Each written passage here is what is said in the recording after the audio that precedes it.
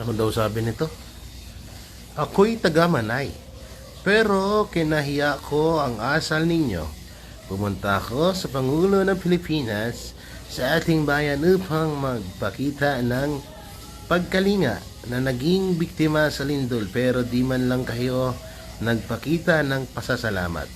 Sa halip na maturuan kayo at sinuklian ng kabutiang loob ni BBM ay nagsigaw-sigaw kayo ng Sara-Sara.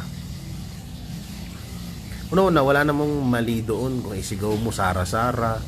Kung si BP Sara naman isigaw ay BBM, walang mali doon. Hindi naman big deal yun eh.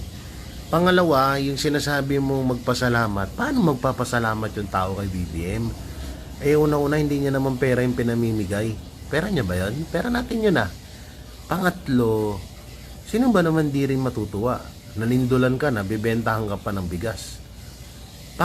Pang-apat na wala namang may paki kung tiga Manay ka. Ay naku po, ewan ko ba talaga. Ewan ko dito sa ibang mga Tulpo brothers. Sila rin yung sumisira sa pangalan. Alam yun, nangihinayang kami ng mga noon pa man supporters na ng mga Tulpo. Nangihinayang kami dahil ang tagal nyong binild yung pangalan nyo, pinaghirapan nyo yan at nakilala kayo, tapos kayo din ang sumisira. Katuloy yung ibang Tulpo na wala namang ginagawang masama, katulad ni Ben Tulpo, minsan okay, pero minsan may palyado din. Pero hindi katulad ni Erwin tsaka nito ni Ramon Tulpo na talagang nang dahil sa dalawang magkapatid na yan nasisira yung dalawang kapatid din, no? At hindi ko rin naman din masyadong inaano na si Erwin, si Rapi Tulpo, pero kay Ben Tulpo medyo umuokay ako gawa ng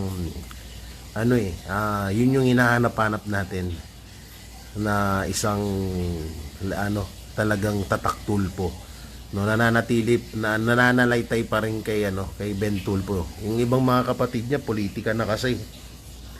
Una-una, walang masama kung yun ang gustong isigaw ng taong bayan ni BP Sara, wala kang magagawa dun. Pumunta si BBM dun. Una-una, trabaho niya yon bilang public servant, di ba? Trabaho niya yon, so wala siya dapat sisihin at walang sisihin dapat ang mga supporters ni Marcos Jr. kung nabastusan siya sa ginawa ng mga tao na na Sara-Sara. At least